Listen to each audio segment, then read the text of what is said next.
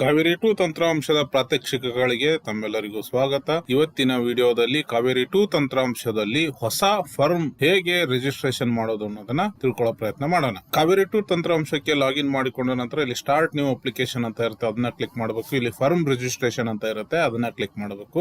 ತದನಂತರ new firm registration form 1 ಅಂತ ಇರುತ್ತೆ, ಅದನ್ನ ಕ್ಲಿಕ್ ಮಾಡಬೇಕು. ಇಲ್ಲಿ ಫರ್ಮ್ ಡೀಟೇಲ್ ಅನ್ನ ಕೊಡಬೇಕು. Firm name, nature of business, landline or phone number compulsory ಕೊಡಲೇಬೇಕು. ಪ್ರಿನ್ಸಿಪಲ್ ಪ್ಲೇಸ್ ಆಫ್ ಬಿಸ್ನೆಸ್ ಅಂತ ಇರುತ್ತೆ, ಅದರ ಕಂಪ್ಲೀಟ್ ಅಂದರೆ ಪ್ರಧಾನ ಸ್ಥಳ ಯಾವುದು ಅಂತ ಅದರ ಕಂಪ್ಲೀಟ್ ಡೀಟೇಲ್ ಕೊಡಬೇಕು. Date of constituency of the firm ಅಂತ ಇರುತ್ತೆ, ಅಂದರೆ ಫರ್ಮ್ ಯಾವಾಗ ಸ್ಟಾರ್ಟ್ ಆಯಿತು ಅನ್ನೋ ಡೇಟನ್ನು ಹಾಕಬೇಕು. ಅದಾದಮೇಲೆ ಅದರ್ ಪ್ಲೇಸ್ ಆಫ್ ಬಿಸ್ನೆಸ್ ಅಂತ ತೋರಿಸುತ್ತೆ, ಅಲ್ಲಿ ಎಸ್ ಆರ್ ನೋ ಅಂತ ಇರುತ್ತೆ.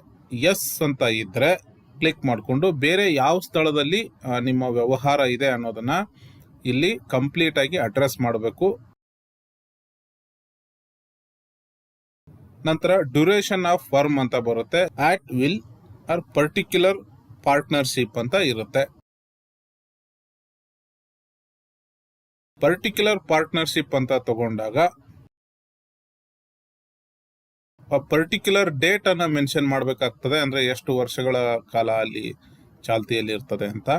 ಆಟ್ ವಿಲ್ ಅಂತಂದ್ರೆ ಅದು ಜೀವನ ಪರ್ಯಂತ. ನಂತರ ಕಂಟಿನ್ಯೂ ಅಂತ ಕ್ಲಿಕ್ ಮಾಡಬೇಕು.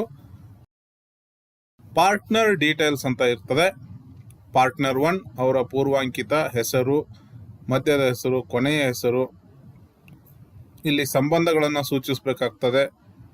ಅವರ ಜನ್ಮ ದಿನಾಂಕ, ಅವರ ಲಿಂಗ, ಅವರ ವೃತ್ತಿ, ಮೊಬೈಲ್ ನಂಬರ್ ಕಡ್ಡಾಯ, email I D, date of joining ಅಂದರೆ ಅವ್ರು ಯಾವಾಗ ಜಾಯ್ನ್ ಆದ್ರು ಅಂತ, ಮತ್ತೆ ಕರೆಂಟ್ ಅಡ್ರೆಸ್ ಅನ್ನ ಇಲ್ಲಿ ಮೆನ್ಷನ್ ಮಾಡಬೇಕಾಗ್ತದೆ. ಒಂದು ವೇಳೆ ಕರೆಂಟ್ ಅಡ್ರೆಸ್ಸೇ ಪರ್ಮನೆಂಟ್ ಅಡ್ರೆಸ್ ಆಗಿದ್ರೆ ಅದನ್ನ ಇಲ್ಲಿ ನಾವು ಆಯ್ಕೆ ಮಾಡ್ಕೋಬೇಕು. Is the partner represented by an agent ಅಂತ ಇದ್ರೆ, ಅಂದ್ರೆ GPA ಹೋಲ್ಡರ್ ಇದ್ರೆ ಇಲ್ಲಿ ಎಸ್ ಆರ್ ನೋ ಅಂತ ಆಪ್ಷನ್ ಇರುತ್ತೆ. ಎಸ್ ಅಂತ ಇದ್ರೆ ಆ GPA ನ ಅಪ್ಲೋಡ್ ಮಾಡಬೇಕು. ಮತ್ತೆ ಅವರ ಹೆಸರನ್ನ ಅಂದ್ರೆ ಯಾರು ಪ್ರೆಸೆಂಟ್ ಮಾಡ್ತಾರೆ ಅವರ ಹೆಸರು ಮತ್ತೆ ವಿಳಾಸವನ್ನ ಕಂಪ್ಲೀಟ್ ಆಗಿ ಇಲ್ಲಿ ಹಾಕಬೇಕು. ನೋ ಅಂತ ಇದ್ರೆ ಅದನ್ನ ಕ್ಲಿಕ್ ಮಾಡಿಕೊಂಡು ನಂತರ ಎಲ್ಲ ಮಾಹಿತಿನ ಒದಗಿಸಿದ ಮೇಲೆ ಸೇವ್ ಪಾರ್ಟ್ನರ್ 1 ಅಂತ ಕ್ಲಿಕ್ ಮಾಡಬೇಕು. ಅದಾದ್ಮೇಲೆ ಇನ್ನೊಬ್ಬ ಪಾರ್ಟ್ನರ್ ಅನ್ನ ಆಡ್ ಮಾಡೋದಕ್ಕೆ ಇಲ್ಲಿ ಆಡ್ ಪಾರ್ಟ್ನರ್ ಅಂತ ಇರುತ್ತೆ, ಅದನ್ನ ಕ್ಲಿಕ್ ಮಾಡಿಕೊಂಡು ಇನ್ನೊಬ್ಬ ಪಾರ್ಟ್ನರ್ ಡೀಟೇಲ್ ಅನ್ನ ಆಸ್ ಇಟ್ ಈಸ್ ಒಂದರಂಗೆ ಒದಗಿಸ್ಕೊಂಡು ಸೇವ್ ಪಾರ್ಟ್ನರ್ 2 ಅಂತ ಕ್ಲಿಕ್ ಮಾಡಿಕೊಂಡು ಮತ್ತೆ ಏನಾದ್ರೂ ಹೆಚ್ಚಿನ ಪಾರ್ಟ್ನರ್ ಗಳಿದ್ರೆ ಇಲ್ಲಿ ಆಡ್ ಪಾರ್ಟ್ನರ್ ಅಂತ ಕ್ಲಿಕ್ ಮಾಡ್ಕೋಬೇಕು. ಎಲ್ಲಾ ಮಾಹಿತಿನ ಒದಗಿಸಿದ ನಂತರ ಕಂಟಿನ್ಯೂ ಅಂತ ಕ್ಲಿಕ್ ಮಾಡ್ಕೋಬೇಕು. ಈಗ ವಿಟ್ನೆಸ್ ಡೀಟೇಲ್ ಅಂದ್ರೆ ಸಾಕ್ಷಿ ಅವರ ವಿವರವನ್ನ ಸಲ್ಲಿಸಬೇಕು. ಇಲ್ಲಿ ಗಮನಿಸಬೇಕು, ವಿಟ್ನೆಸ್ ಯಾರಾಗ್ತಾರೆ ಅನ್ನೋದನ್ನ ಇಲ್ಲಿ ನೋಟ್ ಅಲ್ಲಿ ಮೆನ್ಷನ್ ಮಾಡಿರ್ತಾರೆ ಸ್ಪಷ್ಟವಾಗಿ. ಅವರೇ ವಿಟ್ನೆಸ್ಗಳು ಆಗಿರಬೇಕು, ಅವರ ಹೊರತು ಸಾಮಾನ್ಯ ಪ್ರಜೆಗಳು ಇಲ್ಲಿ ವಿಟ್ನೆಸ್ ಆಗಿರೋದಿಲ್ಲ.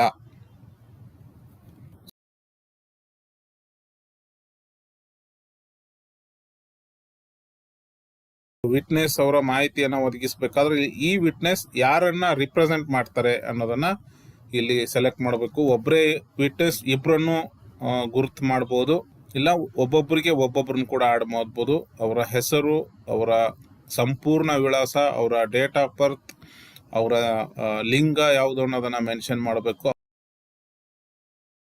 ಅವರ ವೃತ್ತಿ ಏನು ಅನ್ನೋದನ್ನ ಇಲ್ಲಿ ಪ್ರೊಫೆಷನ್ ಅಂತ ಇರುತ್ತೆ, ಅಲ್ಲಿ ಯಾವ ವೃತ್ತಿಯನ್ನ ಅವ್ರು ಮಾಡ್ತಾರೆ ಅನ್ನೋದನ್ನ ಇಲ್ಲಿ ಆಯ್ಕೆ ಮಾಡ್ಕೋಬೇಕು. ಅವರ mobile number, email I D, ಅವರ ತಂದೆಯವರ ಹೆಸರನ್ನ ಕಡ್ಡಾಯವಾಗಿ ಮೆನ್ಷನ್ ಮಾಡಬೇಕು. ತದನಂತರ ಅವರ ಅಡ್ರೆಸ್ ಅನ್ನ ಕಂಪ್ಲೀಟ್ ಆಗಿ ಮೆನ್ಷನ್ ಮಾಡಬೇಕು. ಈ ಎಲ್ಲಾ ಮಾಹಿತಿಯನ್ನ ಒದಗಿಸಿದ ನಂತರ ಇಲ್ಲಿ ಸೇವ್ ವಿಟ್ನೆಸ್ 1 ಅಂತ ಇರುತ್ತೆ, ಅದನ್ನ ಕ್ಲಿಕ್ ಮಾಡಬೇಕು. ಅದಾದ ನಂತರ ಕಂಟಿನ್ಯೂ ಅಂತ ಕ್ಲಿಕ್ ಮಾಡಬೇಕು. ಈಗ ಪ್ರೆಸೆಂಟರ್ನನ್ನ ಇಲ್ಲಿ ನಾವು ಆಯ್ಕೆ ಮಾಡಬೇಕು. ಯಾರು ಈ ದಸ್ತಾವೇಜನ್ನ ಪ್ರೆಸೆಂಟ್ ಮಾಡ್ತಾರೆ ಅನ್ನೋದನ್ನ ಪಾರ್ಟ್ನರ್ಗಳಲ್ಲಿ ಒಬ್ಬರಾಗಿರ್ತಾರೆ, ಆ ಪಾರ್ಟ್ನರ್ ಯಾರು ಅನ್ನೋದನ್ನ ಇಲ್ಲಿ ಸೆಲೆಕ್ಟ್ ಮಾಡಿಕೊಂಡು ಕಂಟಿನ್ಯೂ ಅಂತ ಕ್ಲಿಕ್ ಮಾಡ್ಕೋಬೇಕು. ಇಲ್ಲೊಂದು ಸಮ್ಮರಿ ರಿಪೋರ್ಟ್ ಜನರೇಟ್ ಆಗುತ್ತೆ. ಅಪ್ಲಿಕೇಶನ್ ಯಾವ DRO ಅವರಿಗೆ ಸಬ್ಮಿಟ್ ಆಗಿದೆ ಅನ್ನೋದಿರುತ್ತೆ. ಎಲ್ಲಾ ಮಾಹಿತಿಯನ್ನ ನೋಡಿಕೊಂಡು ಇಲ್ಲಿ ಚೆಕ್ ಬಾಕ್ಸ್ ಇರುತ್ತೆ ಕೊನೆಯಲ್ಲಿ, ಅದನ್ನ ಕ್ಲಿಕ್ ಮಾಡ್ಕೋಬೇಕು. ಒಂದು ವೇಳೆ ಮಾಹಿತಿಯಲ್ಲಿ ಏನಾದ್ರು ದೋಷಗಳಿದ್ರೆ ಅದನ್ನ ತಿದ್ದೋದಕ್ಕೆ ಎಡಿಟ್ ಅಂತ ಕ್ಲಿಕ್ ಮಾಡ್ಕೋಬೇಕು. ಒಂದು ವೇಳೆ ಎಲ್ಲಾ ಸರಿ ಇದ್ರೆ ವ್ಯೂ ಫಾರ್ಮ್ ಅಂತ ಕ್ಲಿಕ್ ಮಾಡ್ಕೋಬೇಕು. ಸಮ್ಮರಿ ಜನರೇಟ್ ಆಗುತ್ತೆ, ಅದನ್ನ ಪ್ರಿಂಟ್ ಅಂತ ಕ್ಲಿಕ್ ಮಾಡಿಕೊಂಡು ಸಾಫ್ಟ್ ಕಾಪಿನ ನಾವು PDF ಅಲ್ಲಿ ಡೌನ್ಲೋಡ್ ಮಾಡಿಟ್ಕೋಬೇಕು. ಕೊನೆಯಲ್ಲಿ ಕ್ಲೋಸ್ ಅಂತ ಇರುತ್ತೆ, ಸೈನ್ ಆನ್ಲೈನ್ ಅಂತ ಇರುತ್ತೆ, ಸೈನ್ ಆಫ್ಲೈನ್ ಅಂತ ಇರುತ್ತೆ. ಸೈನ್ ಆಫ್ಲೈನ್ ಅಂದರೆ ಈ ಫಿಸಿಕಲ್ ಆಗಿ ಸೈನ್ ಮಾಡಿ DRO ಅವರಿಗೆ ಅದನ್ನು ಫಿಸಿಕಲ್ ಆಗಿ ಸಬ್ಮಿಟ್ ಮಾಡಬೇಕು. ನಾವು ಪ್ರಿಂಟ್ ತಗೋಬೇಕು, ಈ ಫಾರಮ್ ಅನ್ನು ಸೈನ್ ಮಾಡಿ DRO ಅವರಿಗೆ ಸಬ್ಮಿಟ್ ಮಾಡಬೇಕು. ಸೈನ್ ಆನ್ಲೈನ್ ಅಂದ್ರೆ ಈ ಸೈನ್ಗೆ ಅದು ಕನೆಕ್ಟ್ ಮಾಡುತ್ತೆ. ಈಗ ನಾನು ಕ್ಲಿಕ್ ಮಾಡಿದ್ದೀನಿ ಈ ಸೈನ್ಗೆ. ಇಲ್ಲಿ ಫಾರಂ ನಂಬರ್ 1 ಬರುತ್ತೆ. ಸ್ವಲ್ಪ ಸ್ಕ್ರೋಲ್ ಅಪ್ ಮಾಡಿದ್ರೆ 3 ಜನ ಅಂದ್ರೆ ಪಾರ್ಟ್ನರ್ಗಳು ಮತ್ತೆ ಸಾಕ್ಷಿಯವರ ಈ ಸೈನ್ ಅನ್ನ ನಾವಿಲ್ಲಿ ಕಡ್ಡಾಯವಾಗಿ ಮಾಡಬೇಕು. ಈ ಸೈನ್ ಆದ ತಕ್ಷಣ ಅದರ ಬಣ್ಣ ಬದಲಾಗುತ್ತೆ. ಈ ಸೈನ್ ಅದನ್ನ ನೋಡಿಕೊಂಡು ಇಲ್ಲಿ ಫಾರಂ ಅಲ್ಲಿ ಕೂಡ ಈ ಸೈನ್ ಆಗಿರೋ ಬಗ್ಗೆ ವಿವರಣೆ ಇರ್ತದೆ. ಕೊನೆಗೆ ಇದನ್ನ ಮತ್ತೊಂದ್ಸರಿ ನಾವು ಡೌನ್ಲೋಡ್ ಮಾಡ್ಕೋಬೇಕು. ಇದು ಡೌನ್ಲೋಡ್ ಮಾಡ್ಕೊಂಡ ಮೇಲೆ ಈ ಕಂಟಿನ್ಯೂ ಅಂತ ಮತ್ತೆ ಅದೇ ಜಾಗದಲ್ಲಿ ಇರುತ್ತೆ, ಅದನ್ನ ಕ್ಲಿಕ್ ಮಾಡಬೇಕು. ಈಗ ಡಾಕ್ಯುಮೆಂಟ್ಗಳನ್ನು ಅಪ್ಲೋಡ್ ಮಾಡುವಂಥದ್ದು, ಪಾರ್ಟ್ನರ್ಶಿಪ್ ಡೀಡ್ ಅನ್ನು ಅಪ್ಲೋಡ್ ಮಾಡಬೇಕು. ಪ್ರಿನ್ಸಿಪಲ್ ಪ್ಲೇಸ್ ಆಫ್ ಬಿಸ್ನೆಸ್ಗೆ ಸಂಬಂಧಪಟ್ಟಂತಹ ಪುರಾವೆಗಳನ್ನು ಇಲ್ಲಿ ಅಪ್ಲೋಡ್ ಮಾಡಬೇಕು. ಇಲ್ಲಿ ಯಾವ ಥರ ವಿಧ ಅನ್ನೋದನ್ನ ಆಯ್ಕೆ ಮಾಡ್ಕೋಬೇಕು. ಪಕ್ಕದಲ್ಲಿ ಲಿಂಕ್ ಬಟನ್ ಇರುತ್ತೆ, ಅದನ್ನ ಕ್ಲಿಕ್ ಮಾಡಿ ಡಾಕ್ಯುಮೆಂಟ್ ಅನ್ನ ಅಪ್ಲೋಡ್ ಮಾಡಬೇಕು. ಅದೇ ಥರ ಪ್ರಿನ್ಸಿಪಲ್ ಪ್ಲೇಸ್ ಆಫ್ ಬಿಸ್ನೆಸ್ಗೆ ಯಾವ ಡಾಕ್ಯುಮೆಂಟ್ ಇರುತ್ತೆ ಅದನ್ನು ಅಪ್ಲೋಡ್ ಮಾಡ್ಕೋಬೇಕು.